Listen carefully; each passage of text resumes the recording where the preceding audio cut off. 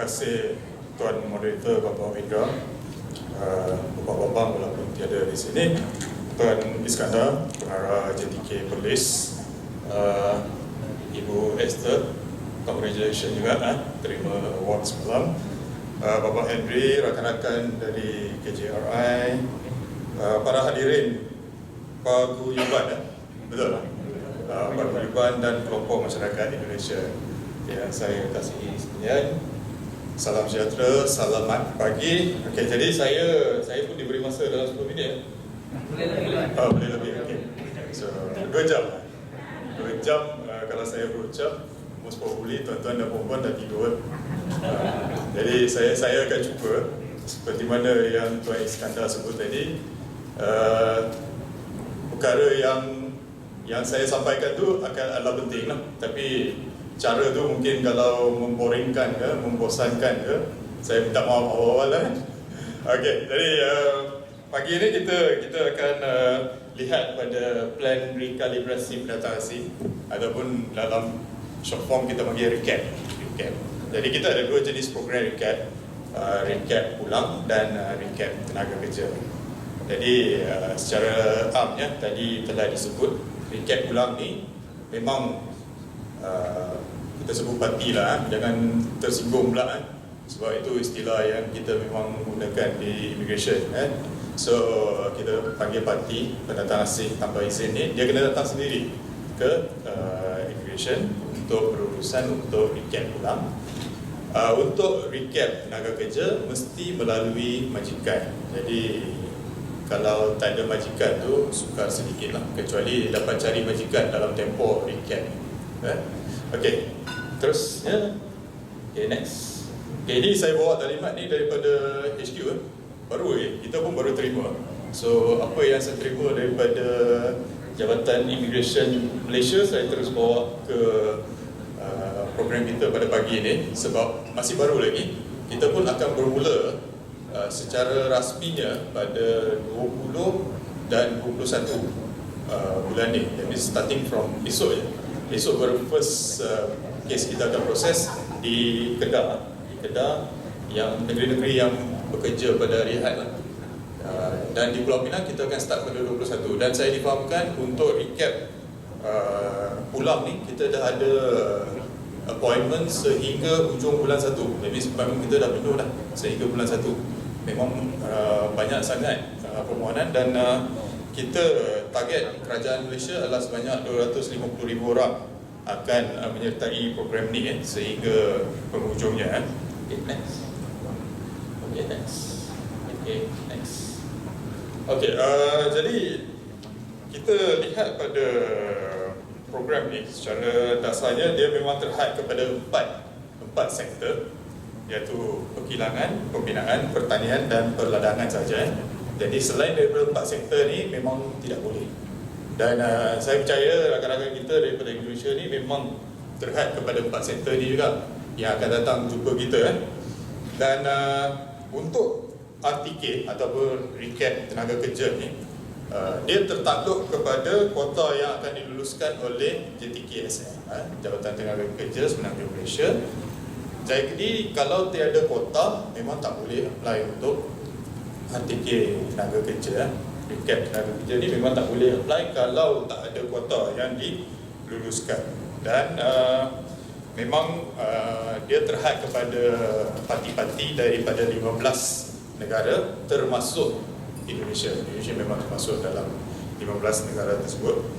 Dan kesalahan hanya di bawah 15.1C. 15.1C tinggal lebih masa sahaja yang boleh apply untuk RTK, recap tenaga kerja.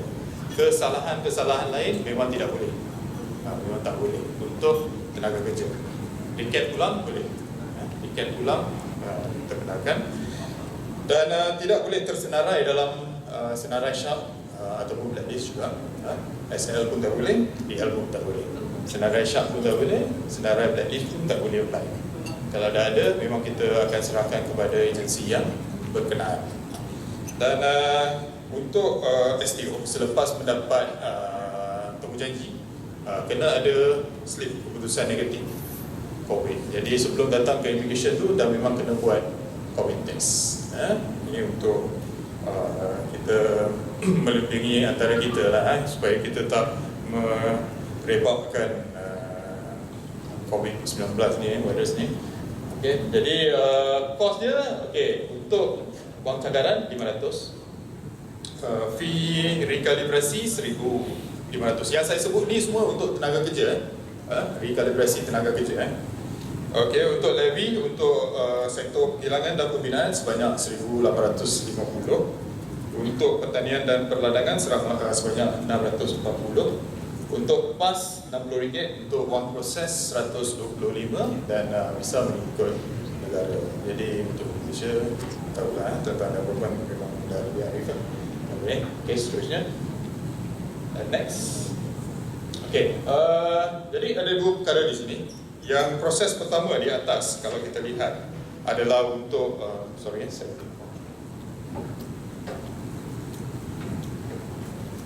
Okay. Yang di atas ni adalah lebih kepada recap pulang, dan di bawah adalah untuk recap tenaga kerja. Tapi apa-apa pun, memang permulaannya adalah di immigration. Di immigration memang pemohon either majikan untuk RTK ataupun parti itu sendiri untuk RP, rekalibrasi pulang, perlu hadir ke immigration untuk mendaftar dan membuat verifikasi sama ada layak untuk recap pulang atau recap tenaga kerja. Jadi bila dah ada verifikasi, dan pada masa yang sama, majikan boleh membuat permohonan di IPEX dengan Tuan Iskandar tadi untuk mendapatkan kota. So untuk RTK ni memang proses awal sehingga result di JTK kita tak akan proses apa-apa untuk rekalibrasi tenaga kerja.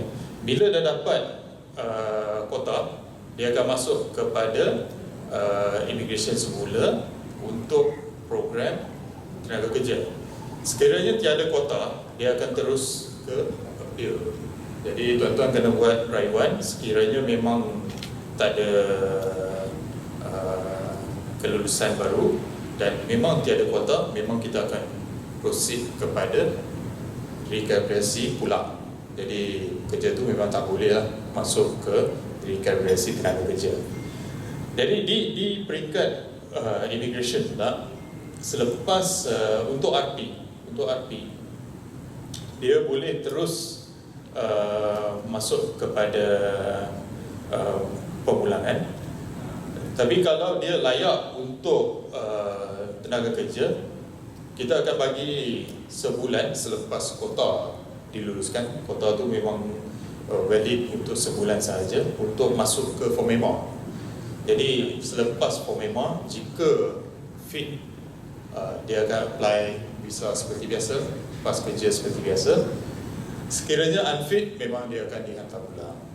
Okay, so ini lebih kurang flow untuk RTK dan juga RP kan. Okay, next.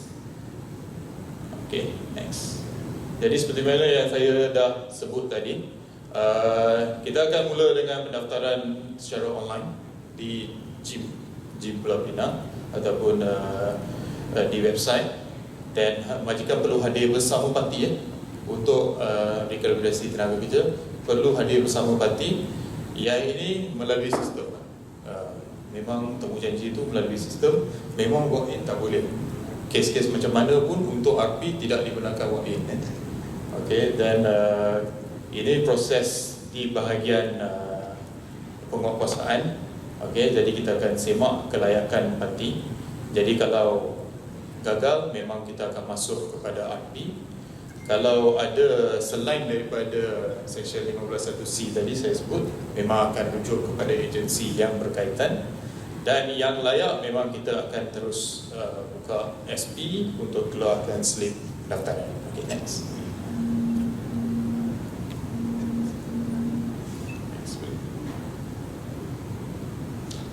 Okay, so di sini majikan mohon kuota secara online di sistem Apex. Okay, ini proses satu tadi yang dengan immigration, dan proses 7 boleh dilakukan pada masa yang sama. That means once dah daftar parti dengan Jabatan Immigration, pada masa yang sama memang majikan boleh apply kuota dengan Apex. Jadi kalau tiada kuota memang akan pulang. Kalau tolak boleh buat rayuan. Kalau layak terus kita ambil surat kelulusan kuota dan kita boleh masuk ke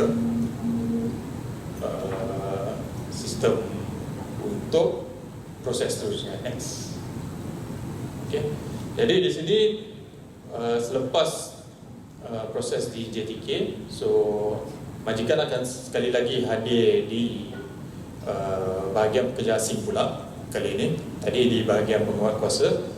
Jadi sekarang di bahagian pekerja asing, dan kelulusan PLKS ni sekiranya layak memang akan masuk ke program RTK. Sekiranya tidak layak akan terus ke program RP. Jadi di sini kelulusan untuk RTK atau RP memang tertakluk kepada satu kuota yang akan diterima oleh majikan. Yang kedua adalah kelulusan PLKS. Jadi sekiranya tiada kuota memang akan masuk ke RP, rekalibrasi pulang. Sekiranya PLKS tidak layak memang akan masuk ke RP. Jadi tidak semestinya semua akan dapat recap tenaga kerja, kelulusan recap tenaga kerja. Okay, next.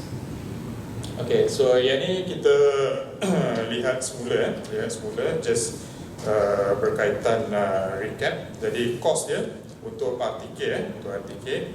Jadi kos dia ialah wang cakaran RM500 seperti mana yang kita sebut tadi. Jadi kita recall balik.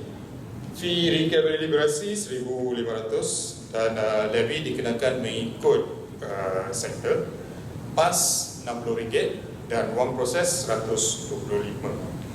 Jadi paling penting untuk RTK ni, untuk saya yang paling penting ialah kuota daripada JTK.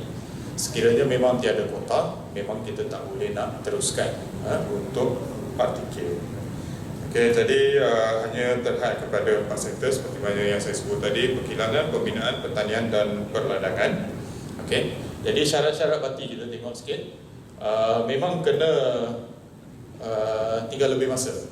Kalau bukan tinggal lebih masa, memang tak boleh untuk RTK. Dan juga satu lagi adalah 39B. Tahu 39B? Boleh? Tahu? Siapa yang ada PLKS? Ada tak siapa-siapa di kalangan ni yang ada PLKS? Tak ada PLKS? Oh, ada? Ada. Siapa tadi yang angkat tangan tu? Tuan, 39B tu apa? Tak tahu. Okay, 39B ni is langgar syarat PAS. Kalau apa-apa PAS pun lah, bukan PLKS saja.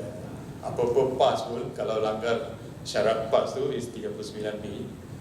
Tapi PAS kena value. Yang ni bukan tinggal lebih masa lah, tapi contoh dia sepatutnya kerja di peladangan tapi kerja di kilang. So itu salah guna PAS, ataupun melakukan kesalahan pada PAS. Jadi pekerja-pekerja ni juga dibenarkan lah untuk RTK. Dan bukan parti yang dilaporkan melarikan diri. Jadi kalau tuan-tuan dan puan-puan kenal parti yang telah dilaporkan untuk melarikan diri, memang dia tidak boleh didaftarkan di bawah program ni. Tapi kalau parti itu melarikan diri tapi majikan tidak buat laporan, itu kita boleh buat untuk RP, di kalibrasi pulang kita boleh buat. That means mungkin dia ada isu dengan dia punya majikan, dia lari daripada majikan dia, tapi tak ada laporan yang dibuat oleh majikan. Jadi parti tersebut kita boleh register ataupun pertimbangkan untuk rekalibrasi pulang. Tetapi majikan yang tidak melaporkan parti hilang tu, parti melarikan diri tu, akan dikenakan tindakan. Itu majikan lah. bukan pada parti parti memang selamat lah, dia boleh pulang. Tapi majikan tu akan dikenakan compound di bawah kesalahan tersebut. Okey. Jadi yang paling penting tidak boleh berada di senarai syak ataupun senarai medis. SI, SL dengan EL tak boleh. Dan perlu ada dokumen perjalanan yang masih sah sekurang-kurangnya 18 bulan. That means kalau tak cukup kena pergi buat lah laporan dokumen perjalanan yang baru. Dan perlu ada slip keputusan negatif untuk COVID-19 sebelum datang untuk temu janji. That means kita set dulu temu janji, dah dapat tarikh temu janji tu sebelum 3 hari tu, paling kurang lah Pak Amin, paling lewat 3 hari sebelum ni kena ada test COVID. Okay, next.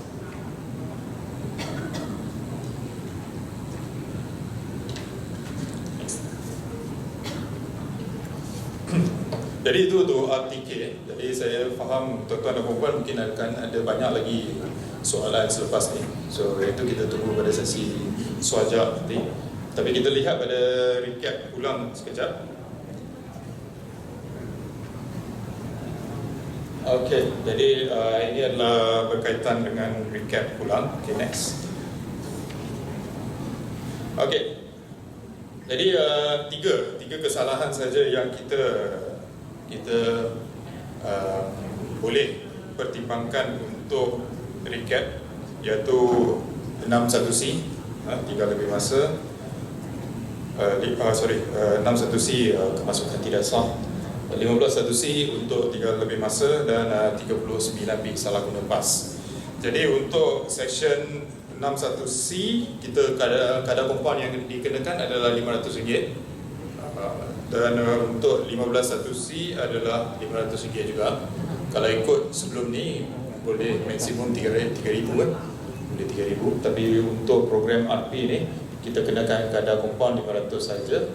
Untuk 39B ini 300 saja kadar compound ya. Jadi memang tawaran yang sangat menarik. Kalau tuan-tuan dan puan memang nak bayar compound yang rendah dan balik ke negara asal, memang time dia untuk bayar. Okey. Jadi perkara yang perlu dikemukakan, perlu ada dokumen perjalanan dan tiket perjalanan pulang yang sah dalam tempoh 14 hari daripada tarikh temu janji. That means kena beli tiket dulu kan. Kalau tuan-tuan dan puan ada parti yang memang menepati syarat ni, 3 kesalahan di atas tu, beli tiket sebelum 14 hari. Tapi beli tiket dulu sebelum fix appointment. Ataupun check appointment dulu. Takut macam saya sebut tadi, sehingga bulan 1, hujung bulan 1 dah penuh. Jadi kita tak boleh nak kalau ada tiket yang second week of January memang tak dapat kita nak proses nanti Jadi cuba check concurrently lah, check appointment dan juga check tiket flight tu. Dan kita perlu melalui STO, sistem temu janji online, untuk mendapatkan temu janji sebelum hadir ke pejabat immigration. Okey, jadi apa kemudahan yang kita bagi? Memang kita bagi PAS khas gratis 14 hari untuk dan check out memo. Dan parti yang berumur di bawah 18 tahun kita memang tak kenakan compound, tak ada compound. Jika sebelum ini 12 tahun ke bawah baru kita tak kenakan compound. Tapi untuk kali ini 18 tahun ke bawah kita tak kenakan apa-apa compound. Tapi PAS khas tu kena bayar. PAS khas RM100 kena bayar. Okey, jadi untuk tindakan di pihak jabatan, kita memang akan ambil biometrik. Dan memang kita akan masuk blacklist untuk seumur hidup. Jadi kalau tuan-tuan dan puan kena ada keperluan untuk masuk balik ke Malaysia, kena mohon kelulusan daripada ketua pengarah sebelum melakukan sebarang perjalanan. Kalau tak, memang nanti di airport ataupun pintu masuk memang akan ditahan kemasukan, memang akan tidak digunakan masuk. Kita akan keluarkan NTL di pintu masuk. Okay, next. Okay, ini yang saya sebut tadi, RP ni kita masih dibuka kepada PLKS yang masih ada telah tamat tempoh tapi tiada majikan sebelum 30 Jun kita ni. Tapi majikan akan di blacklist, majikan akan kena tindakan kompon juga sekiranya tidak melaporkan kehilangan kerja asing tadi ataupun kes kelarian kerja asing tadi. Mana-mana pemegang PLKS yang masih sah tetapi tiada keterangan melakukan kesalahan peraturan 39B. That means kita tiada kesalahan, dia bukan melakukan kesalahan di bawah 39B, boleh tanpa sebarang tindakan penguasaan, tanpa sebarang.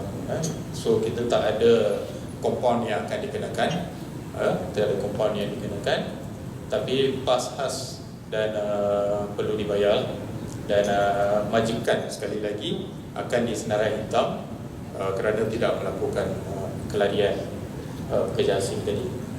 Dan mana-mana parti yang pernah berdaftar dalam program yang terdahulu seperti 3+1 atau B4G boleh sertai program ni kalau dia masih berpulang lagi. So mungkin dia pernah daftar the back forward tapi tak keluar daripada Malaysia, jadi dia boleh apply sekali lagi untuk program-program ni. Tapi tempo untuk RP tak ada masalah. Untuk RTK ni dia berdasarkan kepada tempoh sah yang berbaki sahaja. Contoh kita PLKS kita boleh bagi sehingga 10 tahun 10 tahun. Contoh dia dah bayar renew pass dia sehingga 5 tahun. Selepas 5 tahun dia overstay. That means daripada 5 tahun tu dalam tempoh overstay kita tak kira, kita boleh bagi maksimum lagi 5 tahun sahaja. Tapi untuk program-program yang sebelum ni, contoh 6P ke pemutihan di mana yang kita benarkan 5 tahun je mungkin dia dah 2 tahun renew pass dia, lepas tu dia overstay, bila dia masuk dalam program RTK dia akan dapat maksimum 3 tahun. So dia akan lihat balik kepada program yang telah dihadiri sebelum ni, yang telah didaftarkan sebelum ni, dan baki tempoh yang akan digunakan adalah mengikut baki tempoh yang sah sahaja. So dia bukan automatik dia bagi 10 tahun dia tak bagi automatik 5 tahun tak. So dia tengok balik kepada baki tempoh sah yang ada Selepas tu tengah perempuan kena balik. Okay, next.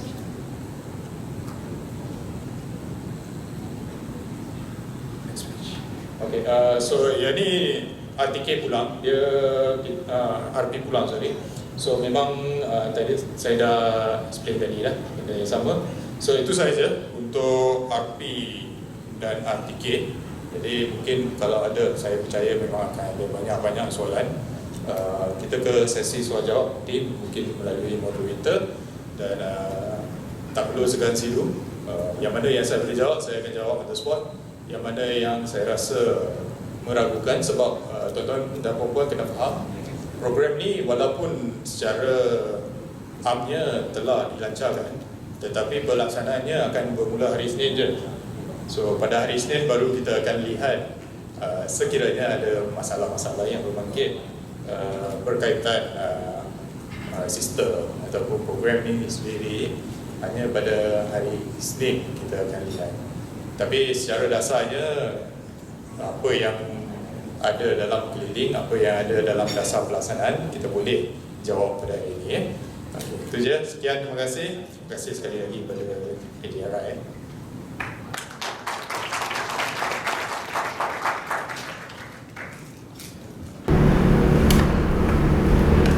Baik,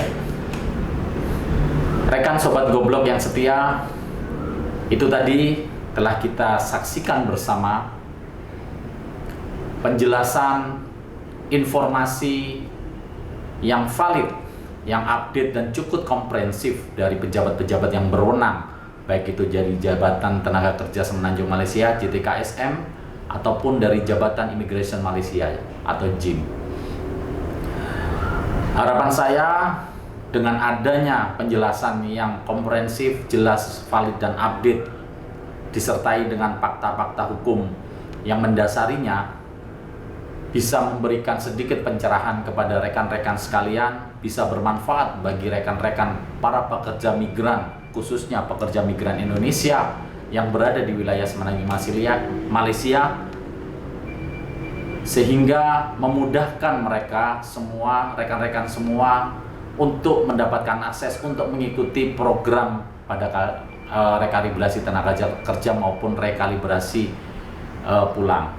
Dan tak lain juga, harapan saya agar rekan-rekan mampu untuk berpikir bijak dan juga berpikir secara jernih, tidak termakan bujuk rayu oleh orang-orang yang tidak bertanggung jawab, yang memanfaatkan kesempatan dalam kesempitan mengambil keuntungan secara pribadi dari rekan-rekan sekalian. Baik, demikian rekan-rekan sekalian, semoga informasi yang kami sampaikan kesempatan kali ini cukup bermanfaat, dan kami tetap menunggu kritik, saran, masukan yang cukup membangun bagi channel YouTube kebanggaan kita, channel YouTube Tommy Wahono, dan juga jumpa lagi di lain program Goblok, ngobrol bareng lain orang kui selanjutnya. Wassalamualaikum warahmatullahi wabarakatuh.